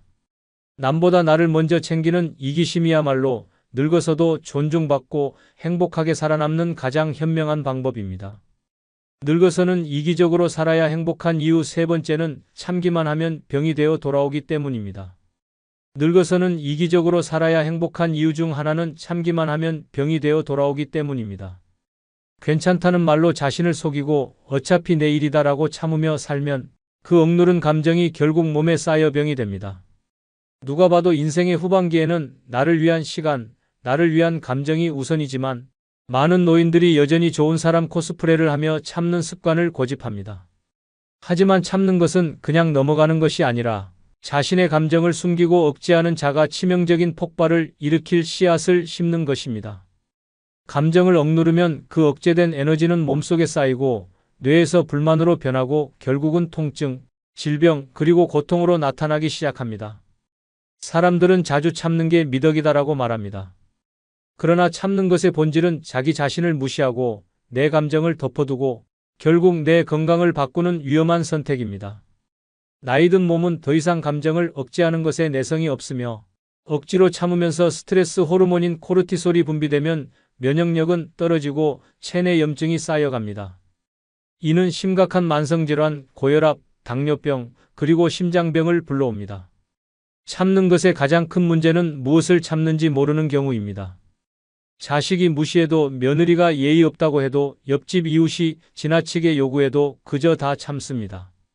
처음에는 그냥 괜찮아라고 웃어넘깁니다.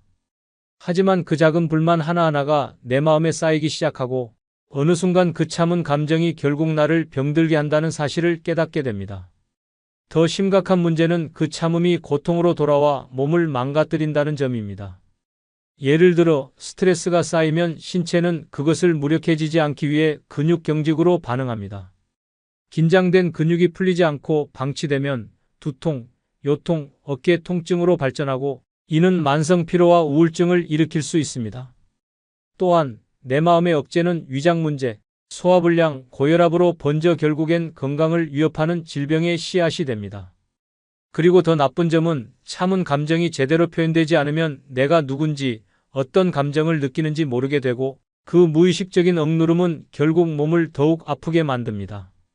내가 무엇을 원하는지 내 감정이 무엇인지 알지 못한 채 살면 몸이 제 역할을 하지 못하고 스스로 무너지는 경우가 많습니다. 이와 관련된 실제 사례가 있습니다. 대전에서 사는 79세 김명숙 할머니는 평생 남을 위해 살아왔고 남편, 자식, 친구들을 위해서 자신을 희생하며 살았습니다. 자식들이 부탁하면 무조건 들어주고 가족들의 요구가 있을 때는 내가 할 수 있는 만큼 해야지라고 생각하며 살았습니다. 하지만 그동안 할머니의 내면의 불만과 감정은 묻혀 있었고 그것이 어느 날 건강 문제로 드러나기 시작했습니다. 처음에는 그냥 가끔 피곤하다는 생각으로 넘겼습니다. 그런데 시간이 지나면서 몸의 피로가 점점 심해지고 걷는 것도 힘들어지고 결국 병원에 갔을 때 의사는 할머니에게 심장에 무리가 가고 있습니다라는 충격적인 말을 했습니다. 의사의 말에 할머니는 처음으로 자신이 평생 참기만 해온 삶이 결국 몸에 부담을 준 결과라는 사실을 깨달았습니다. 할머니는 병원에서 돌아온 후 이제는 남들에게 아니오라고 말하는 법을 배우기 시작했습니다. 자식이 요구할 때도 이웃이 부탁할 때도 자신의 한계를 인정하며 거절하고 내 감정을 먼저 챙기기 시작한 것입니다. 처음에는 그런 자신을 이해하지 못할까봐 걱정했지만 할머니는 점차 내 마음을 표현하고 내 감정을 숨기지 않는 삶을 살기 시작했습니다.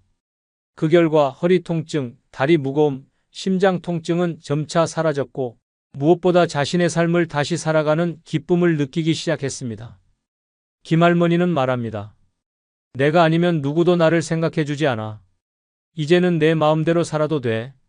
오히려 그렇게 사니까 내가 더 건강해지더라고요. 그리고 할머니는 이제 매일 자기만의 시간을 가지고 가족과의 관계도 다시 조정하며 나를 우선으로 생각하는 법을 실천하고 있습니다. 참는 것, 그것이 병이 되어 돌아오는 이유입니다. 내 감정을 억누르고 참고 살아서는 몸도 마음도 건강할 수 없습니다. 늙어서는 이기적으로 살아야 행복한 이유 네 번째는 남의 눈치 보며 사는 건 청춘에나 어울리기 때문입니다. 늙어서는 이기적으로 살아야 행복한 이유 중 하나는 남의 눈치 보며 사는 건 청춘에나 어울리기 때문입니다. 젊었을 땐 어쩔 수 없었습니다. 직장 상사 눈치, 시부모 눈치, 친정 식구 눈치, 남편 눈치, 자식 눈치까지 평생을 눈치만 보며 살아왔습니다. 기분이 나빠도 참고 하고 싶은 말도 삼키고 가고 싶은 곳도 미루고 오로지 남들 기준에 맞춰 살아왔습니다. 그랬더니 남은 건 지친 몸, 굽은 허리, 말라버린 감정뿐이었습니다. 눈치를 본다는 건 곧 내가 나를 부정하는 삶입니다. 상대가 어떻게 생각할까? 저 사람이 뭐라고 할까? 혹시 기분 나쁘면 어쩌지 이런 생각에 내 욕구와 감정은 언제나 뒷전으로 밀려납니다. 특히 노년기에 접어들고 나서도 여전히 눈치를 보며 살아간다면 그것은 스스로를 끝까지 숨기며 살아가는 자멸의 인생입니다. 지금 이 나이에 내가 입고 싶은 옷도 눈치 보고 먹고 싶은 음식도 남이 싫어할까봐 피하고 하고 싶은 말도 꺼내지 못한 채 입을 다무는 삶은 결국 나 없는 인생으로 끝나게 됩니다. 눈치는 타인의 기분에 맞춰 자신을 조절하는 행위입니다. 하지만 나이가 들면 그럴 필요가 없습니다. 왜냐하면 당신은 이제 타인의 기준을 맞추기 위해 사는 시기가 아니라 당신 자신의 기준으로 살아야 할 시기이기 때문입니다. 남 눈치보다 건강을 망치고 자식 눈치보다 기분을 포기하고 며느리 눈치보다 존재감마저 잃어버리는 순간 당신은 더 이상 나가 아니라 그저 누군가에게 맞춰주는 그림자 같은 존재가 되어버립니다. 이제는 바뀌어야 합니다. 남 눈치 보지 않는 태도, 그것이야말로 노년의 당당함이고 자존심입니다. 당신이 뭘 입든 뭘 먹든 뭘 말하든 간섭받지 않아야 하는 이유는 그것이 진짜 어른의 모습이기 때문입니다. 살 만큼 살았고 할 만큼 했고 이제는 당신의 기분, 당신의 결정, 당신의 선택을 최우선으로 생각하며 살아야 할 시간입니다. 남이 뭐라 하든 신경 쓰지 마십시오. 그들은 당신 인생에 책임지지 않습니다. 웃으라고 말해도 아플 땐 대신 아파주지 않고 참고 살라 해도 병원에 같이 누워주지 않습니다.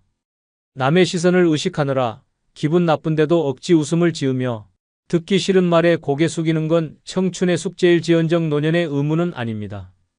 이제는 마음껏 불편한 티를 내고 하기 싫은 건 안 하고 먹고 싶은 건 먹고 입고 싶은 건 입고 말하고 싶은 건 당당히 말해야 할 나이입니다.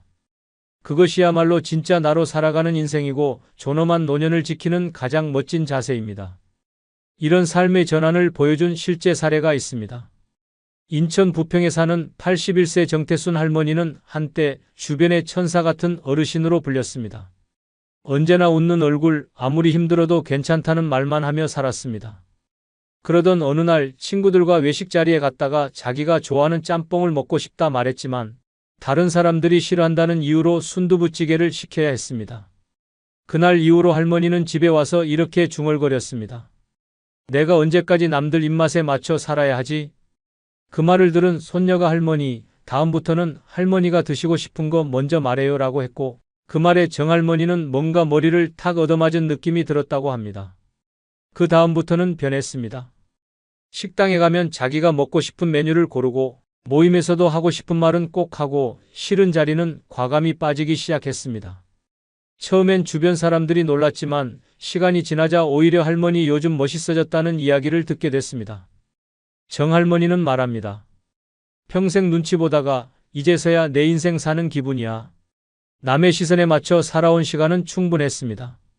이제부터는 당신 시선으로, 당신 마음으로, 당신 기분에 맞춰 사는 것이 가장 행복한 노년의 조건입니다. 눈치 보지 말고 나답게 살기 시작할 시간입니다. 당신의 삶은 누구의 것도 아닌 오직 당신의 것입니다. 늙어서는 이기적으로 살아야 행복한 이유 5번째는 받지 못한 사랑은 스스로 채워야 하기 때문입니다. 늙어서는 이기적으로 살아야 행복한 이유 중 하나는 받지 못한 사랑은 스스로 채워야 하기 때문입니다. 젊었을 때는 사랑을 주고받는 게 당연하다고 생각했습니다. 부모의 사랑, 친구의 사랑, 연인의 사랑, 배우자의 사랑, 자식의 사랑까지 세상에는 사랑받을 자격이 있는 사람만이 있다고 믿었습니다. 하지만 나이가 들수록 그 믿음은 산산조각이 났습니다. 세월이 지나면서 주변 사람들의 사랑은 점점 줄어들고 내가 기대던 사랑은 항상 부족하게 느껴졌습니다. 자식들은 바쁘고 배우자는 연세가 드셔서 마음껏 기대기 어려운 상황입니다. 그럼에도 불구하고 나는 끊임없이 사랑을 갈망하며 주변을 살피고 내가 받을 사랑을 얻기 위해 애쓰지만 결국 무너져 내립니다. 사랑을 받지 못하는 그 허전함, 그 갈증은 무시할 수 없는 끔찍한 공허로 다가옵니다.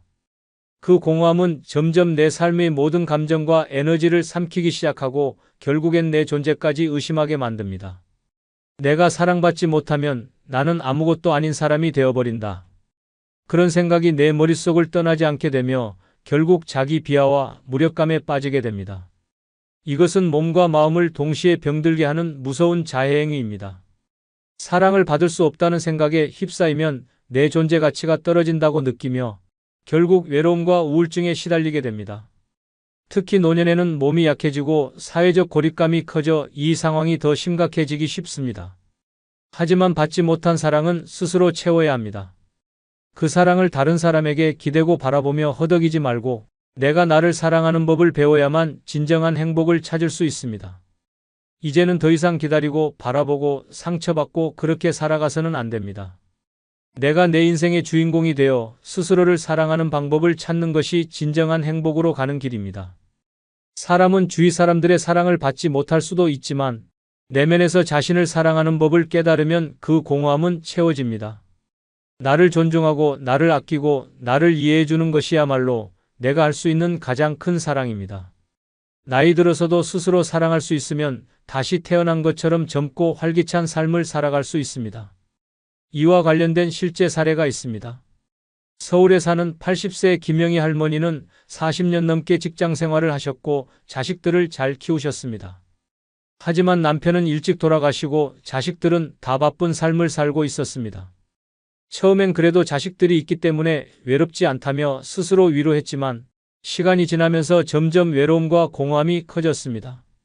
하루는 손자에게 전화를 걸었고 할머니, 지금은 좀 바쁜데 나중에 얘기할게요 라는 말을 들은 할머니는 갑자기 크게 상처를 받았고 마음속에서 사랑받지 못한다는 느낌이 더 강해졌습니다.